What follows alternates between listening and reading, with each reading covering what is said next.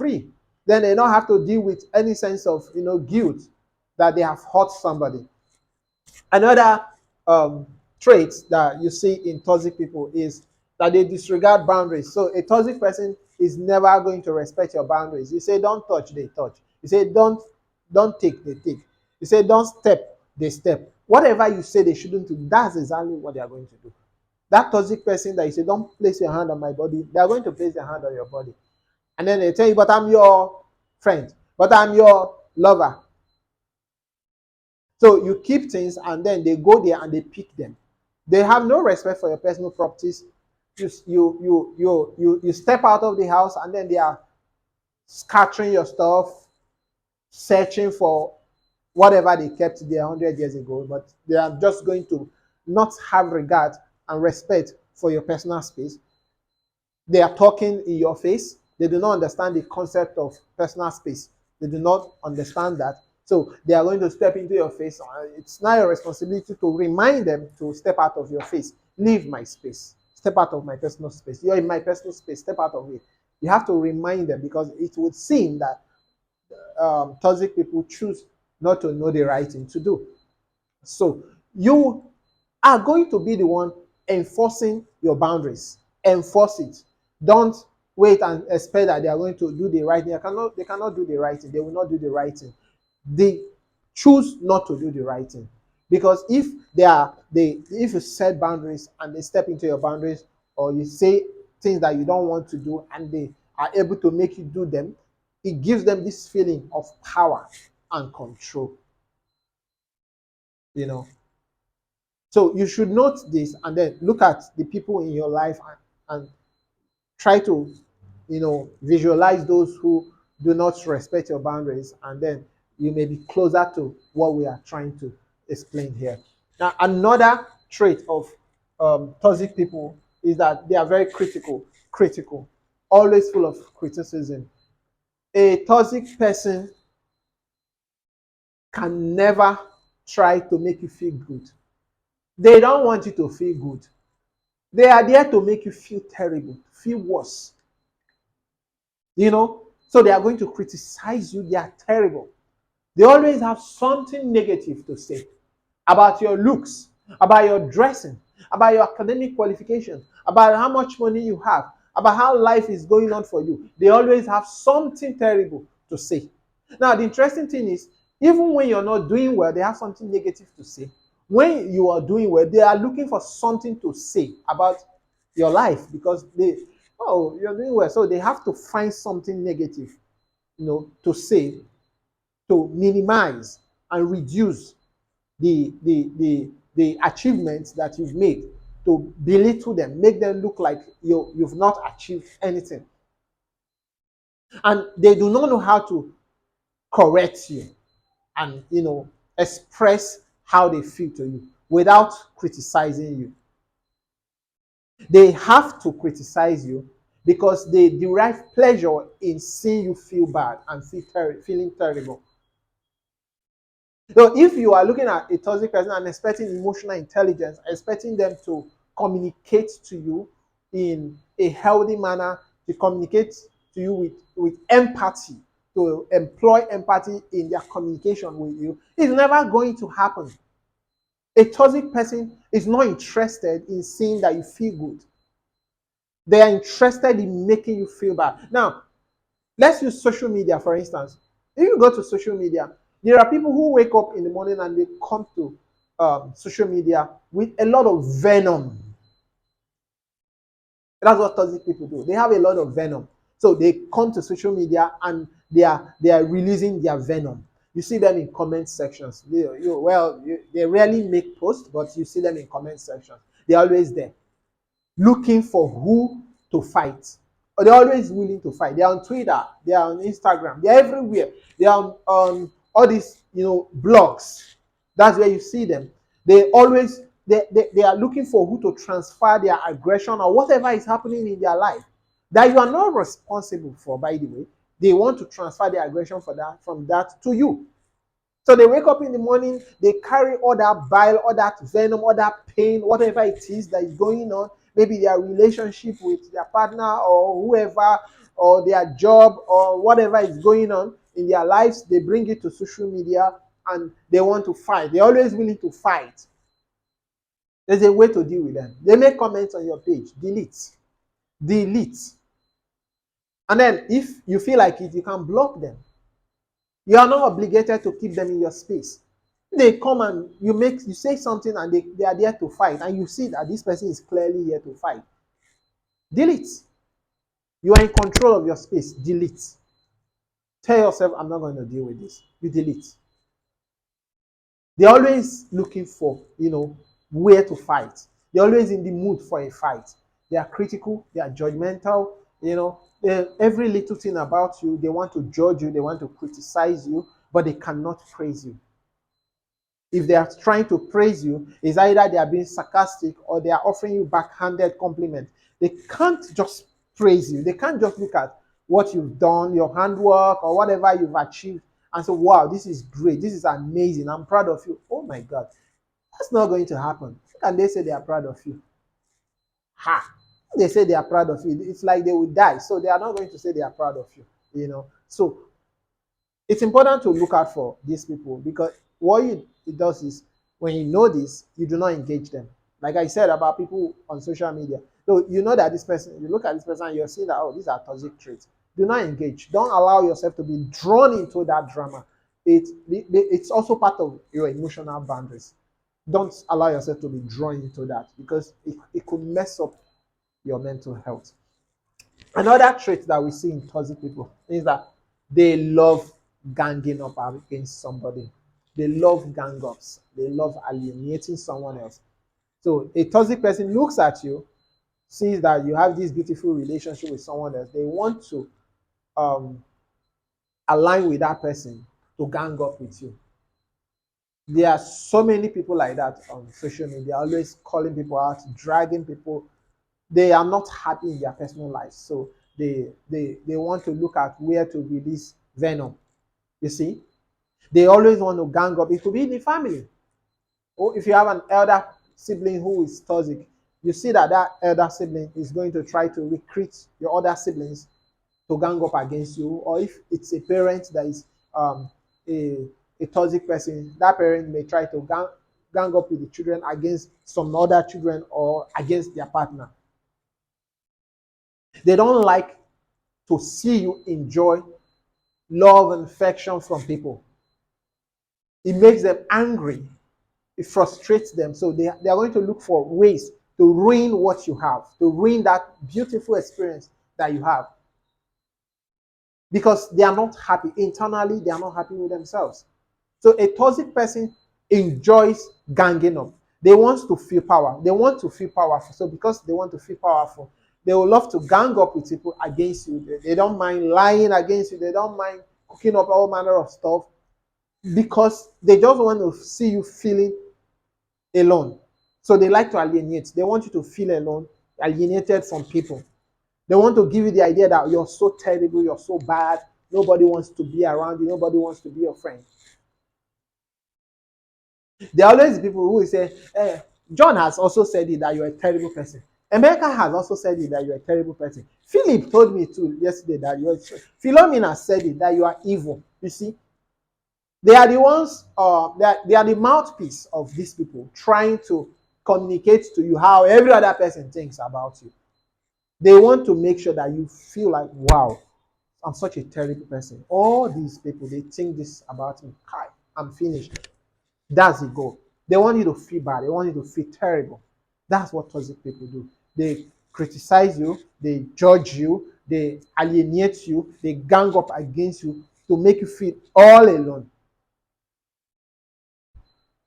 The moment is like you're not doing what they want to fight you.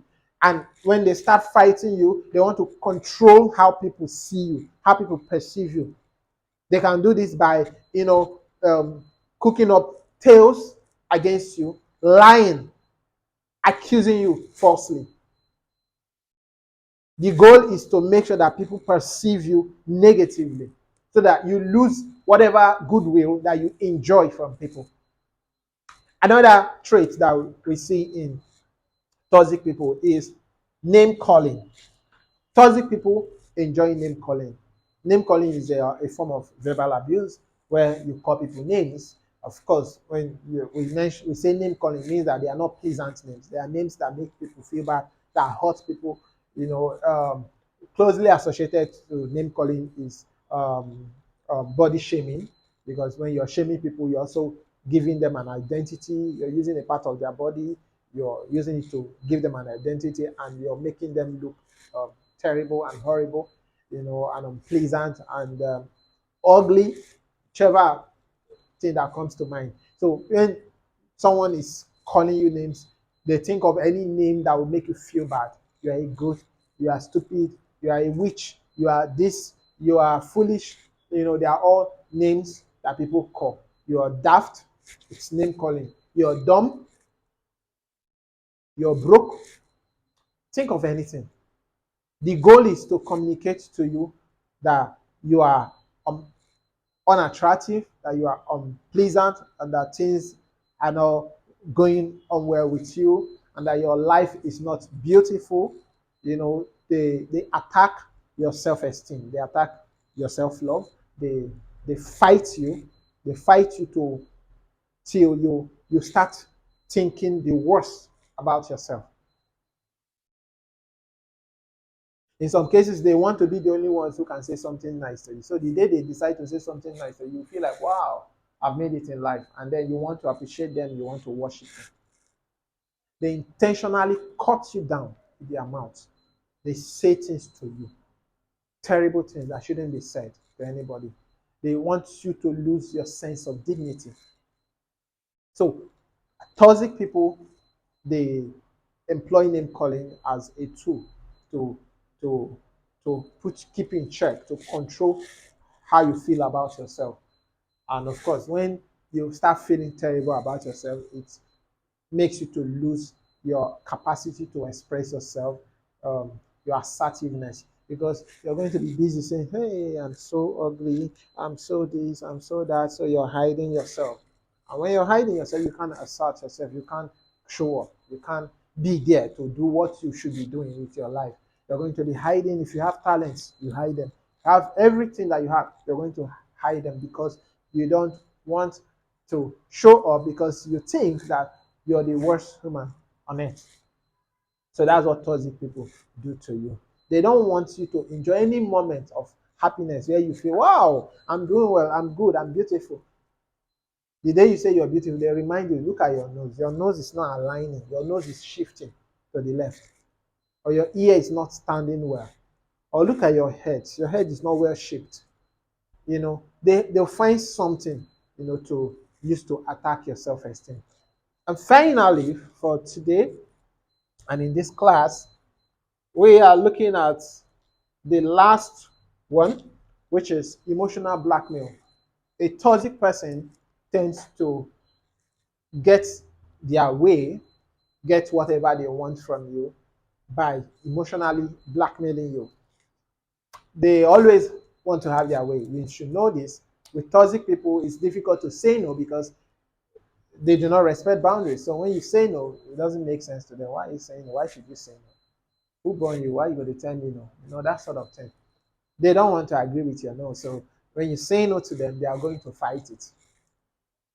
So they can try to blackmail you. They want something to be done. They want you to do something. They want to um, get you to um, do anything for them. They want to get to a point where they can say, do this for me, or I want you in this position, I want you in this situation that is going to favor me, and they want you to do it without being able to say no. And if you say no, they blackmail you. And when they blackmail you, what are they doing? They are uh, calling up guilt, they are calling up fear, they are calling up sense of obligation. Think about this. Your mother tells you, oh, but I carried you for 9 months. Me that carried you for 9 months. Your mother that carried you for 9 months in my womb. For that 9 months, I suffered. I used to trek under the hot sun. I was carrying you. Look at you now. You don't want to do this thing for me. She's trying to, evoke a sense of obligation. You feel obligated. But the truth is that you shouldn't feel obligated. to people for what they've done for you, you should feel gratitude. Gratitude gives you freedom, empowers you. Obligation keeps you in bondage to people. What you should be, if you're feeling a sense of obligation, that's not healthy. But if it's gratitude, yes, oh, I'm grateful to you for being my mother, but also I have my life, I have my individuality, I have freedom to make choices, I have freedom to say yes, I have freedom to say no. That's gratitude. But obligation is, oh, my mother, anything she says, I have to do it. So if she says you should jump off the bridge, you should do it. Or if she says, you're not going to marry this man without any reason that makes sense, you will not marry somebody that you love, that you know loves you, you know. Or if she say you can't have more than two children and you want to have three, and you say, okay, well, she's my mom, whatever she says, whatever she says, whatever she says. You see that? So when they try to get you to do something by evoking a sense of obligation, that's emotional blackmail. They can also do that by using fear of loss of a relationship. Like people who deal with fear of abandonment, you're scared of losing that person. They know that you are scared and that you want to keep the relationship with them. So they blackmail you with that fear. They know. So they say, I want you to do this thing. If you're not going to do it, then why are we still friends? Why are we still in a relationship? Why am I even your parent? I'm going to disown you. They are blackmailing you. They are blackmailing you. Or they are making you, they are telling you, it means you're a bad person, you're a terrible person, you're a wicked person. How can you say you won't do this for me? How can you say you can't do this for your father? You're a wicked person. They want you to feel guilt, to start feeling, maybe I'm bad. Maybe other people do this for their parents. No. Maybe other people do this for their lovers. Your lover is telling you, oh, I'm your lover. Yeah, I need 5 million naira. Please, can you help me and take a loan from your bank so that I can ask him to go and apply for the loan in his name so that he'll be responsible to pay the loan. Don't go and take the loan in your name and give to him, and then he will disappear and go to another country and be living with another woman. It doesn't work that way. He's blackmailing you with the relationship that you have with him because he knows that you love him and you don't want to lose him. You see that? By saying, oh, you're wicked. People, yeah, it means you don't love me. The reason you're not doing this or you're not acting in this manner is because you don't love me. So you're feeling guilt. You're feeling, okay, ah, oh, this is bad. Okay, let me do it so that he will not feel like I don't love him. Really? No. Nobody should blackmail you in any relationship. So this is something that you need to take note of, and it's going to help you to identify, you know, people who are being toxic to you or who have been toxic to you over the years. Now, these are the 10 traits that we've dealt with in this lesson. I want you to reflect on them and then look at your relationships, different relationships, and try to see if you can um, be able to pick out any of these traits in the people that you relate with, whether they are doing it intentionally or not, because it doesn't really matter in whether people are intentional about how they treat you or not. It doesn't matter much. The reason it doesn't matter much is because with regards to causing pain and what people do to one another, impact matters more than intention. So if somebody says, I didn't intend to do this, but they've caused you a great deal of pain, that's the impact. So you focus on the impact. You're not going to say, oh, well, they didn't plan to do this, but they've caused you pain and you are dealing with all of that. So it's important for you to have the information, have it, have the fact, so you can look at your relationship, use these parameters, and look into them and say, this, because now you have information, it becomes clearer for you. You'll be able to determine if they are visible in your relationships or not. Without information, it's like you're walking in the dark, but now you have information, so you can say, this, okay, I've been dealing with this for a very long time. I didn't know that this was what it is, or that this was rather, this is a toxic trait. So if you take your time, evaluate your relationships with whoever it is, Don't exonerate anybody. Don't tell yourself, oh, this person can't hurt me. It doesn't matter. A father can be toxic. A mother can be toxic. Your child, grown child, can be toxic. Your sibling can be toxic. A lover, anybody can be toxic. And like I said, they may not be intentionally toxic to you, but it doesn't mitigate the impact of what they've done or that what they are doing to you. So it's important to know this and then use it as a guideline to evaluate your relationships and see how toxic that they are. And if you're caught up in a toxic dynamic, it's important that you take steps to remove yourself from there or put an end to the toxicity. Because every toxic behavior from somebody that you care about impacts your mental health negatively. We are going to be talking about the part two of toxic traits another time and in another lesson. Thank you for being a part of this lesson. Thank you for sharing and listening and watching this video. Thank you for watching this video. Thank you for being a part of it. Please share this video. Give me a thumbs up on YouTube. Subscribe to my channel there too. It's important to me that the message is out there. There are a lot of people who need information on how to navigate their relationships. And the more information you have and you are willing to apply them, the safer you are in your relationships. So please share this video and let's take this message out there. Thank you once again.